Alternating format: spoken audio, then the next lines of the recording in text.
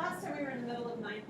We've gone through a few pieces already. We talked about tree diagrams. And what did I say about tree diagrams as an overarching statement? Use them. That's a good sense. Yeah, I said use them, right? And some of you worked actually in your group works and found a problem about socks. Do you remember the sock problem? And you could do the problem without them, but if you drew it, which is what I wanted you to do, you very quickly found out that it made it a lot more visible. You could see very quickly what you're supposed to be working with instead. We're going to continue working with tree diagrams as we finish this lesson up. And let's see if we're getting there. Right. All right, example 5 is where we were, is that right? Okay. Joe says that if a family has 2 children, then the only possibilities are 2 boys and 2 girls or 1 of each. Because there are 3 possibilities, the probability of having 2 boys is 1/3. Is Joe correct? Explain. So what do you think? No? Why is he incorrect? Because it sounds right. I mean, like those are the only 3 possibilities.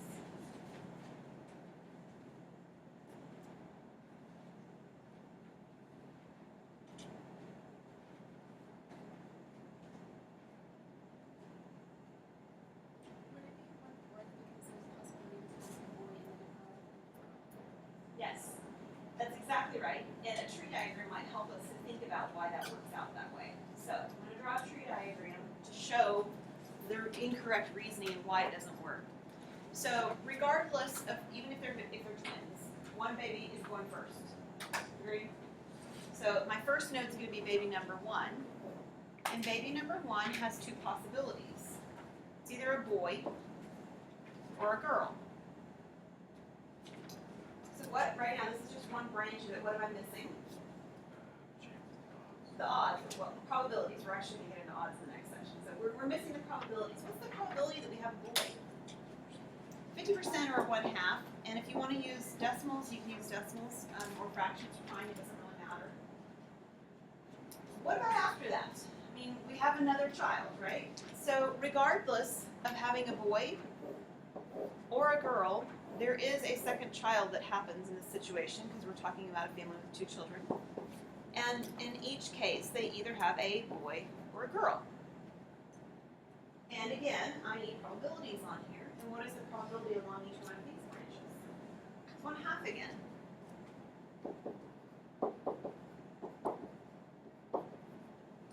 So one way of thinking about it is like Heather said, if you look at these branches and sort of look at the ordering, I could have boy-boy, I could have boy-girl, I could have girl-boy, or I could have girl-girl. There are really 4 different choices of what can happen. It just so happens that the middle 2, they sort of look alike, right? It means I have a boy and a girl, which is what he was describing. The difference in what he was describing is the issue that it's not 1/3. There are only 3 possibilities. There really are. There really are. Only 3 possibilities. It's just that the probability is not 1/3. So what is the probability that we would have 2 boys? I think that's the one he said. Right. If I were to multiply the probabilities along that branch, I would get 1/2 times 1/2, which is 1/4. So there's a 1/4 probability that if you take some random family with 2 children, that they have 2 boys. Okay. Now, if you take some random family, what's the probability that they have a boy and a girl?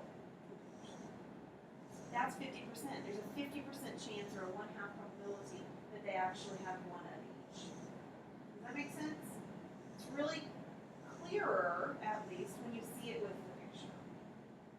Okay. I want to talk to you a little bit about the next example. Has anyone ever heard of Huntington's disease? Yep. It's actually made an appearance in several different evening dramas over the past few years. You may have seen it there. It's been in House. I won't tell you the ones I know. It's been in House. It's been, it was on, was it called Private Practice? It was on that. There's another one too where I saw it, but I don't remember now. Does anybody else remember? Oprah's also had people on her show. Again, I actually don't know that from personal experience, and they can mention it to me. But Huntington's disease runs in my family. My grandmother had Huntington's disease. My father has Huntington's disease. And Huntington's disease is a disease that affects your central nervous system, and it starts shutting bodily operations down. So kind of imagine Parkinson's disease, kind of like Michael J. Fox, right? So Parkinson's disease, you'll have, well, with Huntington's disease, you'll see, I can't remember what the name is for it, but these random movements, right, where you can't control, your hands, or twitches, yeah. They have another name for them as well. You'll also see, yeah, Tourette's is another way to describe it. You'll also see the inability of your brain to tell your body to do certain things. Like one of the issues that my grandmother had was the inability to eventually be able to swallow. She couldn't control that movement. One of the memories I have from when I was really young with my grandma is going to a place like a Golden Corral, and that stop serve ice creams, right? And the time it took her brain to tell her hand to stop the ice cream was everywhere. So there's this slowing down of the ability for your body to respond to things. And it's a very debilitating disease because it's progressively worse. And it's one of these things that the onset of it is similar to the onset of your parents. So the onset, let's just say for easy numbers' sake, the onset of the disease, that's when they started showing symptoms for my grandmother was around 50. Well, then my father would start showing symptoms around 50. But if you've had any statistics, and we're going to do some statistics in chapter 10 in this section, it has a standard deviation of 18 years, which means that about 70% of the time it could be between 18 years before that age and 18 years after that age. It's a very wide span, right? So that means anywhere from 32 until 78, he's going to start showing symptoms. Pretty broad. So there's nothing done with research thus far to prevent, if you have the disease, from it actually manifesting itself in your life. And so the way that it goes is that if you have it, my father has it, then he has a 50-50 shot of each one of his children having it. They're completely independent events. Whether I have it has no bearing on whether any of my siblings would have it. But it's a 50-50 shot with each child. Okay? Kind of like having a boy or a girl. 50-50 shot independently at the time. And then if you have it, you will eventually show symptoms for the disease. Okay? It is really a scary thing. My family found out, I found out in 2001 that my father had it. He actually had been tested for it before then, and our family had made the decision that they weren't going to tell us. And the reason that they weren't going to tell us is because you couldn't really do anything about it anyway. The reason they decided to go ahead and tell us, and they told us on Thanksgiving Day that year, we were down visiting. I was married already. My sister was married already. I'd been married for almost 3 years. My sister had been married for almost 2 years, or 1 year rather. And my brother was seriously dating the woman that he is currently married to, like that he ended up marrying after years after that. And so they decided to go ahead and tell us because there is genetic research that has the ability so you guys are familiar with intramural fertilization, right? Where they create the embryo outside of the mother's womb, basically. Well, the genetic research that has the ability to do that would create the embryo. They grow the embryo to 8 cells, and then they take one of the 8 cells out. They can test it for the gene, and if the gene tests positive for having HD, you have it. That embryo has it, and if it tests negative, it doesn't. It's not something you develop. It's not something that can come about later in life. You either have the gene for it or you don't. And so then the idea is that they test all the embryo that they've created, and then they only implant the ones that don't have it. So this is the reason that my family decided to go ahead and tell everyone this, is because now there's this ability moving forward to do something about it. So they told this to my husband and I. We were actually living out of the state at the time. We were living in Kansas. And so we're staying at my parents' house, and it's quite earth-shattering when you find out that you have this propensity of 50-50 shot of having a disease that might alter your entire future, and the future of your children too, right? And so we had made a decision that if I had it, we would not have children. That is the decision that we made. We were not going to biologically have children if I had it. It was not a popular decision in my family at all. My mom very much looked at it retrospectively. If we made that decision, we wouldn't have had a siblings. I don't think that's a very fair way of looking at it, because that's looking backwards at something that's forward, which is very different. And so we had made the decision that we weren't going to have children. I have 2 siblings. first thing that we're going to do is we're going to take a look at the first question, which says, what is the probability at least one of the three of us has Huntington's? And we can do this again with a tree diagram.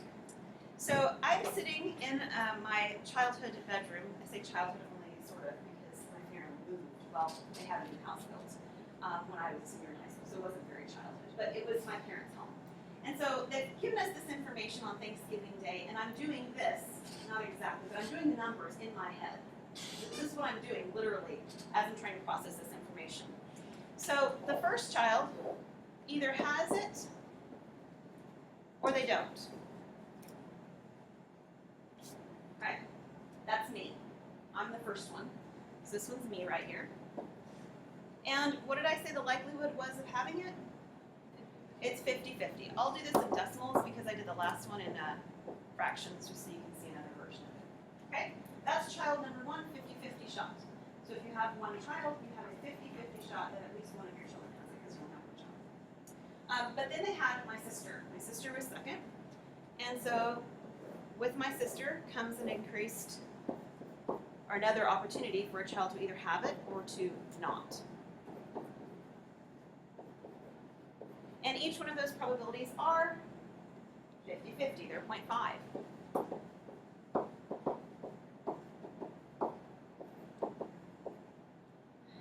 So my parents had two girls, they decided they'd try one more time for a boy. This is what a lot of people do, right? You've seen them before. If they try too many times, they end up with 6 girls. I have a feeling that I know that has 6 girls. But my parents actually had a boy on the third time. So here's my brother. And again, we draw another set of branches, and each branch says the same thing as the ones before. He either has it or he doesn't. My grammar's terrible on this because it should say has and doesn't have, but I'm abbreviating. And, actually, anyway, no. And each of those probabilities, again, is 1/2, right?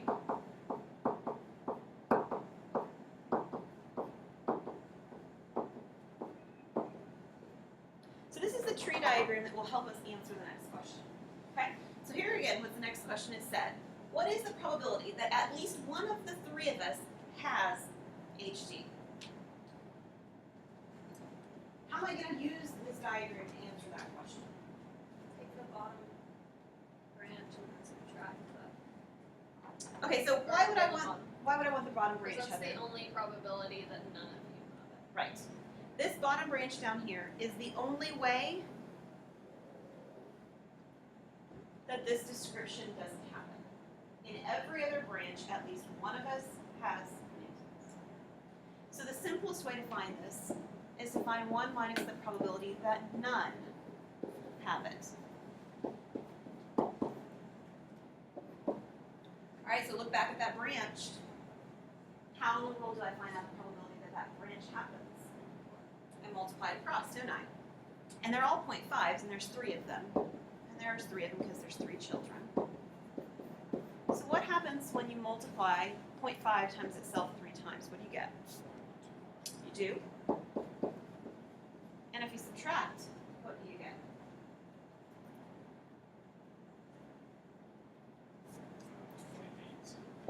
Good, 0.875. So there is a 0.875 chance that at least one of me, myself, me, my sister, and my brother have this disease. My children know that my father, there's something wrong. They don't understand what it is. If you were to ask Eli what he notices about my father, the thing he will tell you is that my father walks hunched over like this. I asked my mom about it because my grandmother didn't do that. And the reason he does it is for balance. He has a very, and my grandmother has a problem too, a very distinct issue with being able to be balanced and scared to death when he walks up the stairs or down. He just knows it's going to fall on his face. He actually manages pretty okay, but my grandmother did not walk with that hunched over look. She stood upright and she fell a lot. So this was 2001 when my family decided they were going to tell us that we had this possibility of having this problem in our lives. And in 2003, I think it is, yep, I was tested. It's not a simple it's not a simple blood test. They did a psychological evaluation, make sure I wasn't crazy. They did blood work, and then they had to send the blood work off to a special facility to do this. What they're doing is they're looking at a specific genome, and they're counting the triplet repeats. And I do not claim to know much about biology, but I know that things pair up with C's and A's and G's and T's and P's and something like that, right? And if there's so many of these things that pair up on a certain gene, then you will or will not have this disease. So it's quite the lengthy thing. I went in at the beginning of that particular year, it was in August, and started the process, and I found out 2 days before Thanksgiving that I do not have Huntington's disease. So when I got the results, I was in tears, and then they were scared, like, did I not understand what I was seeing, because I was crying. And in the process, in that 2 years, rather, between when we found out about this and when I was tested, my husband and I had made the decision that we were not going to not be parents. So if I had the disease, we were going to adopt. But as we neared the possibility of actually being tested, we really felt like God was telling us that regardless of what this outcome was, we were going to adopt. So it is so amazing how God works in your lives. And I know you guys have wonderful stories and things where He's worked in your life as well. This is one of those things that I really feel like is a God story for my family. Because if I had Huntington's disease, I would not have my daughter Abby. And if I did not have Huntington's disease, I would not have my son either. If that weren't in my family. Because that's the reason that we started looking into adoption, is because of this disease in my family. And again, it's not really a popular decision in my family. My dad, in particular, didn't think that us adopting at this point, why adopt? Just have more children like your sister. And the reason was because God told us to. And so he used something that is a tragedy, and there's no doubt this is a tragic event still going on in my parents' lives. And my sister and my brother have not been tested. They're still at risk, and they each have children. My sister has 3 children, and my brother has 2 children, all at risk of having this disease. So I want you to take a look at what happens next. I tested negative for the disease. I will not have it. However, I still have 2 siblings, and my siblings are still at risk. So if you take a look at this tree diagram, the part of the tree diagram that we still have is we have this part down here. Because I tested and I do not have Huntington's, but the rest of the tree diagram still stands. Okay? So if we're taking a look at that tree diagram, we're going to answer the question again. What is the probability that at least one of my siblings now still has this disease? At least one of them. So what would I do? Would it be 1/2 minus? No. No, okay. So Nope. Okay. We still do with 1. So our tree diagram now is abbreviated to just this piece of it, right? It's only a two experiment or 2 stage event now. We either have it or we don't. And all of these were 0.5 from before, right? They're still all 0.5s.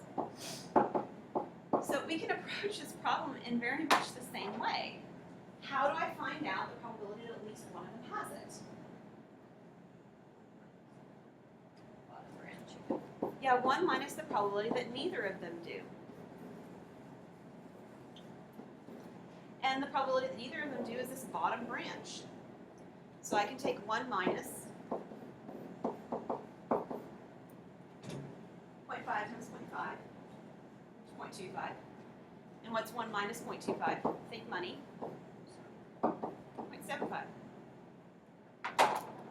So I look at my brother and my sister, and I still know there is still a 75% chance that at least one of them will have this disease. So I sat in my room that evening, and this is the numbers that were in my head. And it scared me sick.